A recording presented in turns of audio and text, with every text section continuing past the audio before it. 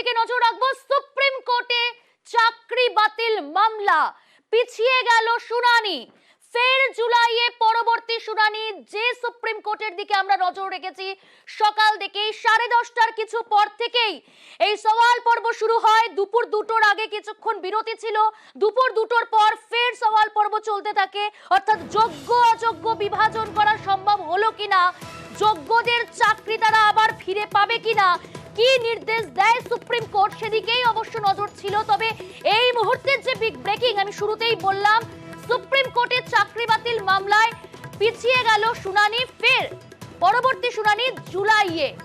Supreme কোর্টে শুনানি পিছিয়ে গেল। সুপ্রিম কোর্টের যোগ্য সংখ্যা 19,000 যোগ্য বলে দাবি করা হয়েছে এসএসসির তরফ থেকে। এসএসসির আইনজীবী জয়দীপ দাশগুপ্ত তিনি দাবি করেছেন যে 19,000 যোগ্য যারা চাকরি, যারা শিক্ষক রয়েছেন তারা 19,000 যোগ্য। হাইকোর্টের নির্দেশে চাকরি বাতিল হয়েছে প্রায় 26,000, 25,753 জনের হাইকোর্টের ডিভিশন বেঞ্চের নির্দেশে। এবং তার পরবর্তী সময় আমরা দেখেছি যে সুপ্রিম কোর্টের দ্বারস্থ হয়েছে রাজ্য, এসএসসি, পর্ষদ। এবং গত সোমবার অন্তর্বর্তীকালীন স্থগিতাদেশ দিয়েছিল অতিরিক্ত শূন্যপদ তৈরি এবং সেই শূন্যপদে সিবিআই তদন্তের স্থগিতাদেশ। এবং আজ সুপ্রিম কোর্টের শুনানি ছিল এবং সেই শুনানি পর্ব চলাকালীন, সওয়াল পর্ব চলাকালীন আমরা দেখলাম যে সেখানে এসএসসি তরফ থেকে আইনজীবী জানিয়েছিলেন যে 19,000 যোগ্য, অর্থাৎ 19,000 যোগ্য বলেই দাবি করা হয়েছে এসএসসি তরফ থেকে। তবে সেই সুপ্রিম কোর্টের চাকরি বাতিল মামলা পিছিয়ে গেল, পরবর্তী শুনানি জুলাইয়ে।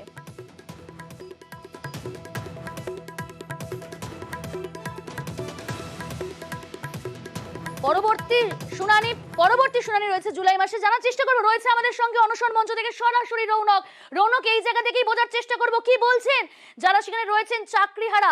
পরবর্তী শুনানি জুলাইয়ে, অর্থাৎ পিছিয়ে গেল, জানাও তাদেরকে।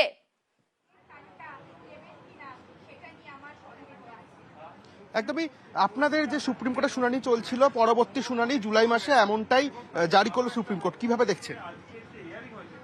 যাই হোক, গোটা বিচার প্রক্রিয়াটা আমি এখনো সমস্তটা জেনে উঠিনি। আমরা তো আগেই আমাদের অবস্থান জানিয়েছিলাম, যোগ্য চাকরিহারারা, দেশের বিচার ব্যবস্থার প্রতি আমাদের আস্থা আছে। তবে আমরা যারা যোগ্য, নিজের মেধায় চাকরিটা পেয়েছি, সেই চাকরি ফিরে পাওয়ার তাগিদে আজকে অনশনে বসেছি, আজকে 6 দিন। এবং এসএসসি সুপ্রিম কোর্টে বলেছে, স্কুল সার্ভিস কমিশন আইনজীবীর মারফত বলেছেন যে যারা যোগ্য এবং যারা দুর্নীতির সুবিধা পেয়ে চাকরিটা নিয়েছেন, একটা সংখ্যা বলেছেন, সেটা আলাদা করা সম্ভব। আমরা এসএসসিকে প্রথম থেকেই দাবি করে আসছিলাম যে আপনারা এই যারা দুর্নীতির সুবিধা পেয়ে, যারা ঘুষ নিয়ে চাকরিটা নিয়েছেন, তাদেরকে আলাদা করুন। হাইকোর্টও বলেছিল 12 বার যে এসএসসি আপনি অবিলম্বে দিন যারা দুর্নীতির সুবিধা পেয়ে ঘুষ দিয়ে নেতামন্ত্রীদের পদলেহন করে চাকরিটা। জুলাই মাসে আবারও পিছিয়ে গেল এবং ইতিমধ্যে নোটিশ ইস্যু করে দিয়েছে সুপ্রিম কোর্ট। প্রাথমিক অভিমত প্রকাশ করেছেন প্রধান বিচারপতি। আবারও পরবর্তী শুনানি জুলাই মাসে, কিভাবে দেখছেন বিষয়টা? হ্যাঁ, এখন বিষয়টা হচ্ছে যে অনেকটা দেরি তো হয়েছে, আমরা তো কিছুটা আশাহত হচ্ছি। আমরা যদি অবিলম্বে বিদ্যালয়ে ফিরে যেতে পারতাম, আজকেরই যদি নিষ্পত্তি হতো, তাহলে হয়তো আমাদের ভালো হতো। আমরা সেই আশাই বুক বেঁধেছিলাম, আমরা যারা নিজের মেধায় চাকরি পেয়েছি। সেটা হয়নি, তো আমাদের তো সুপ্রিম কোর্টের রায়ের বিরুদ্ধে বা মতামতের বিরুদ্ধে আমরা তো সেরকম কিছু বক্তব্য রাখতে পারি না। আমরা আইনের প্রতি শ্রদ্ধাশীল। আমাদের যারা নেতৃত্ব রয়েছে, আর কিছুটা সময় আমরা পড়াশুনো করে বিষয়টা ডিটেল জেনে আপনাদের প্রেস কনফারেন্সের মাধ্যমে আমাদের অবস্থান আপনাদের জানিয়ে দেব। সদ্য চাকরি হেরেছেন, এখন গরমের ছুটি চলছে, স্কুলে ছুটি শেষ হলেই আবারও স্কুল খুলবে, কিন্তু আবারও আপনারা চাকরিহারা, এখনো জুলাই মাসের দিকে তাকিয়ে রাখতে হবে, কিভাবে দেখছেন? হ্যাঁ, সেটা তো একটু লজ্জার, অনেক হতাশার। কারণ বিদ্যালয় যখন খুলবে, স্বাভাবিক নিয়মে যখন বিদ্যালয়ে যেতে পারবো না বা যাব, তখন সেই সময় পর্যন্ত তো অনেকে, কারণ জুনের 2 তারিখে স্কুল খুলবে, আর ওটা জুলাই মাস। স্বাভাবিকভাবেই ছাত্রছাত্রীরা বা এলাকার মানুষ সকলের কাছে প্রশ্ন, এই মাস্টারমশাই আসলে কি যোগ্য মাস্টারমশাই না দুর্নীতি সুবিধা নিয়ে মাস্টারমশাই? স্বাভাবিকভাবে এই লজ্জা, এই গঞ্জনা ব্যঞ্জনা, এই হতাশা, এই লজ্জা আমাদের বয়ে বেড়াতে হবে। কারণ এই সমস্ত লজ্জায় আমরা বয়ে বেড়াচ্ছি একমাত্র এ রাজ্যের মুখ্যমন্ত্রীর কারণে। তো যাই হোক, সুতরাং আগে আপনারা আশা রেখেছিলেন যে আজই এই মামলার হয়তো জট কাটবে, অবশেষে আবারও জুলাই মাসে পরবর্তী শুনানি, এবং আপনি যেটা বলছেন এখন গরমের ছুটি পড়েছে বলে স্কুলে যেতে হচ্ছে না, আবারও তো স্কুল খুলবে, যেতে হবে। তো সামাজিক কি কোনো একটা লাঞ্ছনার প্রতি শিকার হতে হবে? হ্যাঁ, লাঞ্ছনা তো শিকার হতেই হবে, সম্মান তো হারিয়েছি।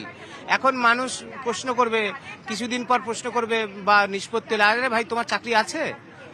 আবার কেউ বলবে তোমার চাকরি চলে গেছে, এই তুমি মাস্টার আছো। এই লজ্জা তো আমাদের বয়ে বেড়াতে হবে, এই লজ্জা তো আমাদের দিল এ রাজ্যের এসএসসি, এ রাজ্যের সরকার। সুতরাং সেই লজ্জা আমরা ঢাকবো কিভাবে? সেই লজ্জা ঢাকার দায় এ রাজ্যের মুখ্যমন্ত্রী। সর্বোচ্চ আদালতের প্রতি বিশ্বাস রাখছেন এখন? হ্যাঁ হ্যাঁ, আমরা বিশ্বাস রাখছি, কারণ আমরা যাব কোথায়? আমরা সর্বোচ্চ আদালতের উপর বিশ্বাস না রেখে যাব কোথায়? কারণ এই যে হাইকোর্ট অর্ডার দিয়েছে 2016 সালের প্যানেল বাতিল। কারণ মুখ্যমন্ত্রী যে ফলাও করে মঞ্চে দাঁড়িয়ে দাঁড়িয়ে বলছেন আমরা যোগ্যহারাদের পাশে, তিনি কিছু করতে পারবেন? তিনি আইনের ঊর্ধ্বে নন কেন? কারণ পরবর্তীতে কি আবারও আপনারা এখন অনশন চালিয়ে যাবেন? আমাদের সংগ্রামী যৌথ মঞ্চ যোগ্য চাকরিহারাদের হয়ে সুপ্রিম কোর্টে মামলা লড়ছে। তাদের নেতৃত্ব সিদ্ধান্ত নিয়েছিলেন যে যোগ্য চাকরিহারাদের হয়ে অনশন বসা দরকার, আমরাই সিদ্ধান্ত নিয়েছিলাম।